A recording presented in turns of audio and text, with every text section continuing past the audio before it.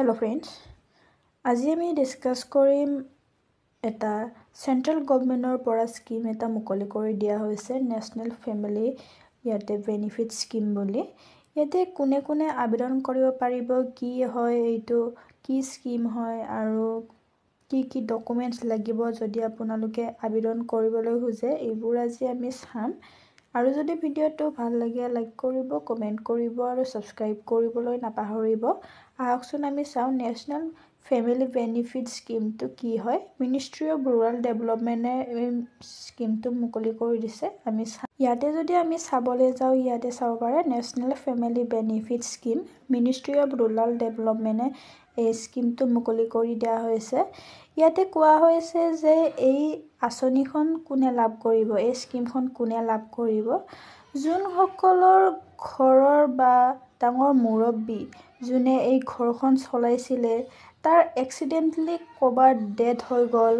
সেইবোৰৰ ফেমিলিবোৰক এটা এমাউন্ট দিয়া হ'ব চলিবলৈ আৰু এই মুৰব্বীজনৰ বয়স 18 বছৰৰ ওপৰত হ'ব লাগিব আৰু 60 মানে 60 বছৰৰ তলত হ'ব লাগিব বুলি কোৱা হৈছে মুৰব্বীজনৰ যদি মৃত্যু হয় কিবা কাৰণত তেতিয়া হলে এই আঁচনিখনত আপোনালোকে আবেদন কৰিবলৈ পাৰিব বেনিফিটস আপোনালোকে কি পাব ইয়াতে চাব পাৰে বেনিফিটস আপোনালোকে 20000 টকা লাভ কৰিব পাৰিব এলিজিবিলিটি ক'বলৈ গ'লে আপোনালোকে ইণ্ডিয়ান হ'ব লাগিব তাৰ পিছত আপোনালোকে বিল অফ পভাৰ্টি লাইনত থাকিব লাগিব কোৱা হৈছে আৰু 3 নম্বৰটো কোৱা হৈছে যে মৃত্যু হ'ব লাগিব যোনে কামোৱা আছিলে আৰু যোনে কামাইছিলে তাৰ বয়স 18ৰ পৰা 18 বয়সৰ ওপৰত হ'ব লাগিব আৰু 60 ইয়াৰ্স মানে 60 বছৰৰ তলত হ'ব লাগিব বুলি কোৱা হৈছে আৰু যদি আমি এপ্লিকেশন প্ৰসেসটো চাব যাও ইয়াতে চাব পাৰে অফলাইনও কৰিব পাৰে অফলাইনটো আপোনালোকে কেনেকৈ কৰিব ইয়াতে চাব পাৰে take a print of the application form given N exam ইয়াতে আপোনালোকে ফৰ্ম এখন ডাউনলোড কৰি প্ৰিন্ট কৰিব লাগিব বুলি কোৱা হৈছে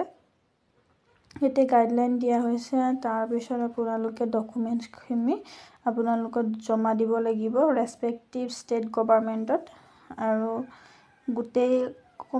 আপোনালোকৰ সাৰ্টিফিকেটসমূহ দিব লাগিব যেনেবা ডেথ সাৰ্টিফিকেট ইনকাম এইবোৰ দিব লাগিব বুলি কোৱা হৈছে অনলাইন আপোনালোকে কেনেকৈ কৰিব ওৱান কেন ডাউনলোড উমাং এপ আপোনালোকে ডাউনলোড কৰি আপোনালোকে আবেদন কৰিবলৈ পাৰিব বুলি কোৱা হৈছে ডকুমেন্টস কি লাগিব ডেথ সাৰ্টিফিকেট লাগিব proof of identity proof of address BPL card ration card of the family ID member ID documents proof of identity